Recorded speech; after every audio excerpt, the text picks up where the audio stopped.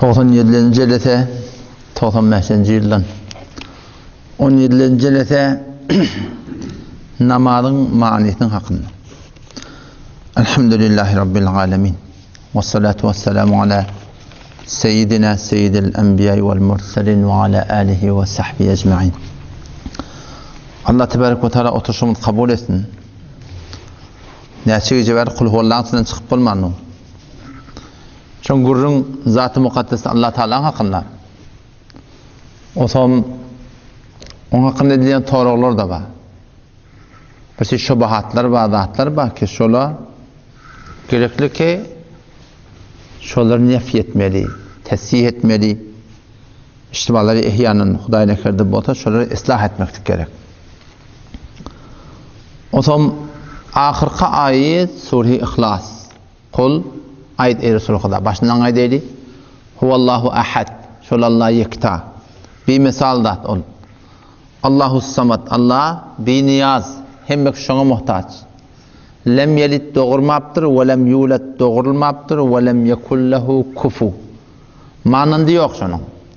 Öten son kul huvalladan tököttük ki yine arada yine bir sürü ayetmir gururuna var arada. Şolallah'ın hem taatı yok. Manende yok. Bəs näme? Sıfatın usulü gurrun değil. Öten akşam gurrun ettik ki Allah tebarek ve Taala'nın zatının hakkında, sıfatının hakkında Kur'an'ın ahadisi muhtelif elfaz geliptir. Şu elfazdan hemmetine iman getirmeli, hiç gayetine mana vermeliler. Eğer mana versen ne ettiyen? Sen hutbaka tezatta galiyan. Birbirine ters çıkıyor şola. Birel ikel kânel. Arşın sünnemi vakti teheccüd asman dünya nuzul etiyemi her ek baktan şota adamı ya namaz okuyun diye öğünde mi? Feynema tuvallu fetemme veçhullah. Allah Teala hakkında muhtelif elfazları getir. O yüzden şimdi eğer oturup da birbirine mana verecek bolsan birbirine ters geliyor. Onun için tayda ne etmemeli? Bes nu'minu bi mucerril elfaz. Mutlak şulara iman getirmeli. La keyfe ve la ma'na. Keyfiyet de yok, necrelik yok. Vakti necrelik yok, mana da yok yani. Şu zaten bir tane hal soruyor. Halın necri diyen de. Onun necrelik yok diyen de. Halın necrelik yok. Halın necrelik yok. Yani bir tavsiye edip olacak ya ben halımır. Katım marmur kelip berim olmalı. Öyle yağdayını necre açacağım bilen. Allah tebarek ve Teala zatı sıfatın hakkında şu tuğratında Müslüman doğan iman getirmek gerek. Ehl-i sünnet vel cemaatın asli akidesi şu. La nu'minu bi mucerril elfaz. Şu lafzlama muhtelif. Şuna hemen iman getirmeli. La keyfe ve la ma'na. Necrelik de yok. Ve mana da yok Müslüman doğan. İmam Azam rahmetullah'ın akidesi şu. Ve lehu yedun ve veçhun ve nefsun. Allah için el var, yüz var, nefs var. Onun şu elleri havada azâ cevarih da ve hum a'dâun ve cevarihun. Şu Allah Teala'nın el var diyen el, azâ cevarih. Biz yöne nezilin bilmeyet deyip ettirmem. Azâ bediyen adı yok. Ve hum sıfatun bila keyf deyiptir. Sıfat şöyle deyiptir da. Sıfat diyenler o da şu formda men diyen falanın eli var diyen lan. Eli var diyen mi diyen? Ha eli var. Menzuru ne mi diyen? Onunla kav gülüye diyen. El bir azâ, gülmöklük bir sıfat. Çünkü biliyor musun? İkisinin arasında jur gelmiyor da. Sen diyen falanın ayağı var diyen. Ayağı var dedin menzuru ne mi diyen? Onunla kav eştiye diyen. Jur gelmiyor da. Azâ, cevarih bir zat, sıfat ayrı bir zat. İmam Azam rahmetullahi aleyh şu Allah'tan eli var, yüzü var, falanı var. Ve hum a'dâun ve cevarihun. Şu azâ cevarih ve Allah Teala'nın yani la na'lemu keyfiyetehum. Biz şunun keyfiyetin necrini bilmeyet demektir. Hum sıfatun bila keyfi. Biz sıfat ola deyiptir. Biz bilecek ki maniyetini emirini deyiptir.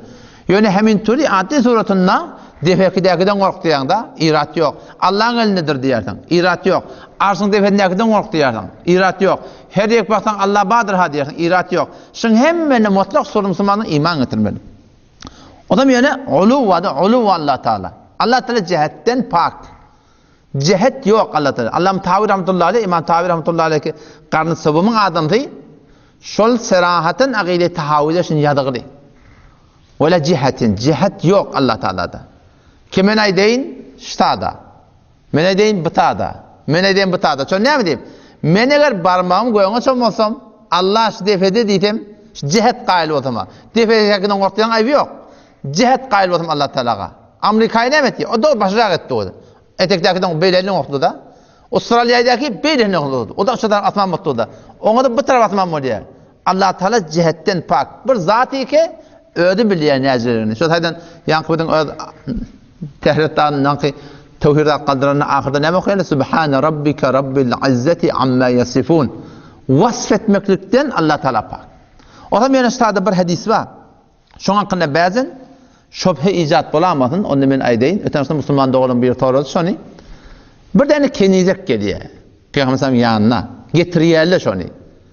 Otam on getirilmekine sebebi de şoň başlygy şonu ýenjipdir. Otam azad etmek bolýan kene. Otam azad etmek bolsa mu'min bolmaly, mu'mine bolmaly. Otam peýgamber şondan soraýar. Ayn Allah diýe da. Allah nerede diye. Otam şu lafzy hadisi Allahu fis sema ýadygyly. Geligili. Allah asmanyna diye. On bazen şu hani keniz Allah asmanyna diýerlerine asmanyna diýipdir diye da. Şu hadis menende gaw tahqiqat gördüm. Allah'ın Beyhaqi rahmetullahi aleyh. Şu keniz diýipdir, şu lal şu diýipdir. Şu keniz lalmışdyk. Onun için rawi rivayeti denne, o kendi kekepler bilmeýär, kenizin geçini görüpdir, şey diýipdir da. Şöyle kokotya şeýle adam. Şu mebnatyna bolan şu hadise bäden marahim, yani Hudaý Taala asmanyny diýmeklik şu öde bir jaý sual şunu musulmandan suratyny düşünmeliler yani. Hemşerini ki öde men öz ulamalar 2000 ýylda muhtemet şu kitabyny okyp bilen elindäki Muariful Kur'an Mufti Şefii rahmetullahi aleyh Darul Ulûme Karaçiň banisi. Elbette bu dünýeden gidýäri Mufti Taqiwa, Mufti Taqi diýerler şoň ogly. Mufti Taqi Hafizullah ýanky Mecme-i Fiqhiye Cedde var. Kull dünýeden şu taýda oturşulýar. Mecme-i Fiqhiye Cedde'de şol naib reis şu taýda. Bomun başa bir doganma Mufti Refi diye. İran'a gelen Zahdan'a gelen men gördüm. Hemme ehli ilmi fazl. Şoň diýdiğinin ýadan kitabı. O men elhamdülillah ustad buzurglarym Molana Mehmet Yusuf Hüseyin Pur Hafizullah şunu tercüme edildi. Cilde yekinne. Ve safhayı 384, 89 ve 390'den şunu gurun etipdir. Ve inke fermut ki be heme cihat ruhu Hudas. Öten gurun etipdir. Her yerik dolansan Allah ta şeyle ba. Fe innema tuvallu fe themme vechullah. Tenirek dolan Allah ta şeyle ba. Ve inke fermut ki be heme cihat ruhu Hudas. Ve hemçinin ki fermut u muhitas. Ve zin kabil her mezmun ki başet. Şu form Allah Teala'nın muhtelif taatlar gelipdir. Der heme inha nebayet bişter tezziye ve tehlil kal. Bu taada bahsetmeli yerde bi. Zira ki hamon tori ki idrak-ı kamil zat-ı Hudavendi bera hiç bende mümkün nist. Hemçinin hakikat-ı sıfatı o hem az fehm haric است. Ki bayet ecmalen ber hemi iman avard ve azim biş insan mükellef nist. Bilkul şulan hemmetine mutlak barakim iman getirmeklik ve onun hakkında bahsetmeklik, taat etmeklik çoğunlukla aklına fikrimden koyandılar. Bu yana ihtiyaç tadat sefeyi 380 cildi yakında belki Hudaý Taala der her ca ve her cihat yeksan ba teveccüh mevcuden. Allah hem yerde ba diýmeklik, ya Allah hem yerde ba diýmeklik hiç bir ehli sünnetin akidesine ters taatlar yani. Kıble kararda da hobbinden kıbla karşı makiyatlar, o Kabe karşı makma o itaatdan şim edileniş. Kena ol billah bir Kabe ibadet edemler çünkü Allah'a baktı awal Beytül Makdis'e bakılayamış. Peygamber de barakım 17 aile Beytül Makdis'e bakılayamıştır. Ki ol barakım Allah'tan hukmuna vara bolýar. Onu hep taatya belki zatı o ber tamam alem muhides. Allah'ın zatı şu alem cihani qawagly ve teveccühü be her cihat beraber est. Allah ta cihatdan mekandan her bir zatdan keden fikretsen Allah tebarek ve teala pak bir zat. O belindeki cildi do bunda da safhayı doğusunda itiye. Ve zat-ı mukaddesi u Taala az gayde şerq garb ve cunub şumal cunub balatırız. Yanında qari sahib Kur'an okuyana la şerqiyete ve la garbiye deydi.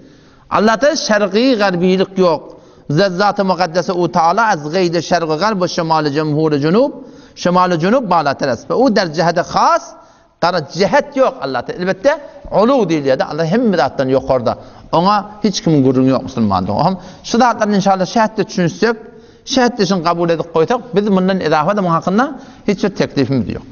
Ondan sonra tanışalım Sübhane Rabbiyel Azim. Kur'an'da eğer dikkat etsen, baştan namaz başlarında Sübhaneke deyip başlayalım. Pak ya Allah deyip başlayalım. Ne mi deyip şunu, şüphem edip başlanıptır. Çünkü gurrun Allah Teala'nın bağlığına inanmaklık değil. Allah Teala bağlığına ki Ebu Cehil'e inanıyor rahim. Onu Utbe'de inanıyor, Şeybe'de inanıyor, hemmeler inanıyor. Allah Teala yok diyen adam, ehli edyanın içinde yok, hemmeler inanıyor Allah'a.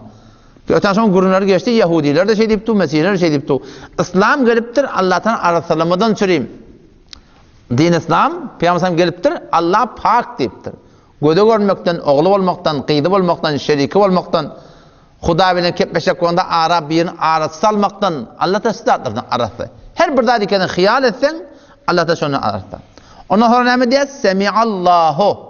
İşte Allah Teala limen ol bir adamdan ki hamidahu şunu evdi. Yani her kimi ki Allah Teala'nı evye, Allah Tebarek ve Teala şun tesini, eyni keşen birçi öz benneti bayanak işçi Allah Tebarek ve Teala. O tabi yani hadiste geldi, Allah Tebarek ve Teala hadisi kudüsü ne dedi? Lev enne evvelakum ve ahirakum ve insakum ve cinnakum. Eğer sen evvel ahiriniz, ferdi hesabet Adam'dan ta ahirin noktaya kıyamet. Ve insakum ve cinnakum. Tamam insanlar zillar ala sa'idin vahid. Hem bir defamın hele fes'aluni. Men Allah'tan dilet hele deyiptir, men hemmetinin berceğin bererniptir. O şey bercek ota ne öyle? Eşitme öyle da şu.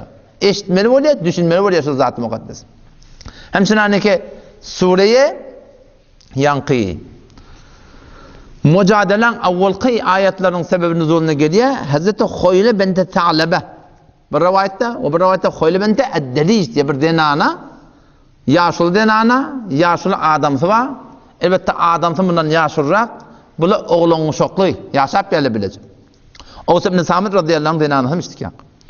O zaman yaşap veren vaatları şu zamanı cahiliyette Evvel İslam'da eğer bir adam denanına sen arkan men enem yalak deyse şol kullen talak deyip edebilirler. Sen arkan men enem yalak deyip aytdı. Sen bana enem yalak deyip aytdı o dedi. Sen bana enem yalak deydi o dedi. O şey dedi mi talak edebilirmiş. Bu da anırdan bir gurrun bilen öye geliptir. Kahar veren deher, kaharlamtır ayala beyle şeyle. Om ayalla bana şatta cevap veriyor. O zaman aralarını gurrun mu diye. O hem yamaçlardan adamı çıkıp gidiyor. Yine bir vattan evrik geldi diye. O hem şol kaharlananına bu yankı kefe aytmalıya kefe aydıptır yankı. Sen bana enem yalak deyiptir. Şey diye yamaçlardan çıkıp gidip yine geldi diye. Gelip de yamaçlardan yankı ödenanına töhbette şolmakı tağazat. Olaydı diye bulaydı yanın evet bolmur diye. Sen bana şey dedin bu da talak edap oluyor. Şondan piyansam yanına gidiyor. Ya Resulullah şeyle adamım yaşlıyım. Şuparım oğlancıklamda var. Men koyup gittim oğlancıklam çarşık. Men nerede olarka? Şuparım piyansam ben onu gurrun edip otayım. Otam şu gurrun edip duran vaktında Hazreti Ayşe radıyallahu anh ravi men niye öyün çetinne diye kulak atıp doğdum. Bağdım diye sonra atiyan yarın eşitmeyedim, birmadan eşitmeyedim. Şu gurrun edip duran vaktında Allah Tebarek ve Teala ayet indirdi. Hazreti Ayşe radıyallahu anh sonra rivayette geliyor. Elhamdülillahillezî hemme tarifleri olur Allah için vesa'a sem'uhu el-asvat. Ki alçol hemme sesleri altı eşitip duran bir zat. Hemme tarifleri şöyle için diye. Ve ana fi nahiyetil beyt teşki zavceha bilin diye öyün çetinledim diye. Şöyle adamın hakkında gurun etti. Peygamber Allah'ın ya Resulallah şeyle de ben talak bulsam oğlan çıkam ne etmeli nece olmalı. Ma esme'u ma tekul. Men şun ayetlerini eşitmeyedim ama Allah Tebarek ve Teala şun ayetlerini kevini eşitip diye ayet indirdi diye. Kad semiyallahu kavlelleti tujadiluke fi zawciha ve teşteki ilallah vallahu yesma'u tahawurakuma innallaha semi'un basir. Kad semiyallahu tahkik bidun şek Allah Teala eşitti kavlelleti ol bir denanan sesini demet yedi. Tujadiluke fi zawciha ey Resul Huda. Sen bilen öz adamın hakkında gurun et yedi. Ve teşteki ilallah. Allah'a da yalvarıyordu. Ya Rabbi Allah, bana göre şu talak bulsam bu ne ezce olur? Vallahu yesma'u tahawurakuma. Allah bir zatı ki eşciyetin ikini anne bolup duran gurrunu. İnnallâhe semi'un basir. Birçok Allah şenevâhu binahim bedada. Allah Tebarek ve Teala son ayeti indirip bu bir zamanı cahiliyetin ayettiyen kefi yalan kep ve böyle talakta bulmayanların Allah Tebarek ve Teala hükmediptir o zaman. On şeyle bir zatı bizim Hudayımız ki şol Hudayın bilen olgu olmaklık gerek şona. O şol Hudayın bilen ödün manakım sadık olmaklık gerek. Karha ba halk cümle ari rast کارها با خلق آری جمله راست، با خدا تزویر حیله کیره باز. کارها با خلق بلنین Türkmenin ulukan şu konuşan halka var. Halka taktırmalıydın. Halka uğraşmalıydın. Halka barmak çoğaltmalıydın. Halka ketlettirmeliydin. Halka eğer halkın yanına başını aşağı etmeliydin. Karha ba halk ari cümle rast. Hem mekse yanına 50 nemeze keplerde daha dediğinde tüküründen haberdar. Bir hep tarafta var atta kamatlı. Ba Xudaya da qaza tezvir hile kele. Qadim otobolar beter qat spermelidir mi? Qat tutma da onun odayını Xudayın adından çıktan başlayacak tutma da şu. Allah ve Resulü'nün aydan çıktan yani başlayacak var yanında. O şu ne yani her dak bir bazı aydan Xudayın minnetini diyerin ya. Bunun sonunda diyerin ya da adını diyerin tanıyan da ne? O men yapamam hem müşkül ödüm de yani. Tem vakti Peygamber Xudayı sallallahu aleyhi ve sellem nuskha veriptir. Sen her kim güne 5 vakit namaz cemaatine qaim olsa Allah Teala şun 5 ton tiyilecek. Avvakta şu dünyanın gurunu, dünyanın darın dininin çıkacak deyiptir. Sen alpalen tertibin tertibin yani. Sen Xudayı ve Peygamber tert var ya. Sen nece düzelmez şey. Nece bereket gelmeli ona. Allah Teala tevfik versin. Toram semiyallah. İşte Allah Teala limen hamide. Ol birbirine ne kelam şun tarif et ya. Toram ne? Rabbena lekel hamd. Semiyallahu limen hamiden goyan var kan aytiyar dik durup Rabbena lekel hamd aytmalı. Ondan sonra etekayt yarın. Rabbena lekel ya Rabbi Allah hemme tarifler tenç. Tam secde aytiyar. Secde en yankı rukun kıyalak Subhane Rabbiyel o tada azim moşyak bu Subhane Rabbiyel a'la. Ya Allah menin a'la Rabbim hemme zattan arahta deyip aytiyar. Ondan sonra var ya diner etteyat okuyum Allah'ın şeyden. Etteyat umur hulasacı bir dastanı var. Ma'ruf dastanı. Hemçinin ki umumen her Müslüman eşleyendir ki diye namaz mi'racı mu'mines. Namaz mi'racı mu'mines. Şey bilin ettoqiyan ettehiyatomuz şeb-i mi'raçtan bir yadigari birdaç. Şey Peygamber Xuda aleyhisselam olyan ki Taif'te katığurluya, yenciliya, horlanıya, dokulancıyla, horlancıyla sondan gelip de var. Ummahanin oynayatiye. Omşa tuğratan Hazreti Cebrail aleyhisselam gelip Peygamber Xuda aleyhisselam'ı alıp gittiğinden Beytül Mukaddes'e barak diyen bir katır attan kişenrak, uluqdunlu uluqorrak şoňa mindirip Beytül Mukaddes'e alıp gittiye. O şotada anırdan ne Allah Teala'nın emrine ferişte yankı Peygamberlerin ruhları gelýärler. Beytül Mukaddes'te Peygamber'den sonra imam olup namaz okuyaldı. O şotatında toram yamaçlardan bir ağa mindirip Peygamber Allah Teala 7 kat asmanın üstüne gidiyor. Ne için? Linuriyahu min ayatina Allah Teala. Ön nişaniyle cenneti, cehennemi zadi kökülmeden için Allah Teala ark ediptir. O şotada Allah Teala'nı ikiden rivayet var. Peygamber görüptür. Ya diye beter nurani demen nece görmeliptir. Birden rivayet var. Nuraniyun arahu demen. Nurani bir zat da Hudaý Teala men şonu niye gördüm diye. Nurun enne rahu. Ve nur diptir ne yapalım men görmeliptir. Allah Teala bir acayip bir zat. Allahu nuru semavati vel ard. O zaman şu taada Allah Teala bilen Peygamber Hudaý Aleyhisselam arasında şu etteyatın bolyan gurrun şu. Peygamber bir zat diye, Allah Teala bir zat diye, ferişteler bir zat diye. İnşallah gurrun Allah Teala tevfik verse ertaşım inşallah eder. Vesselamu aleyküm ve rahmetullahi ve berekatuhu.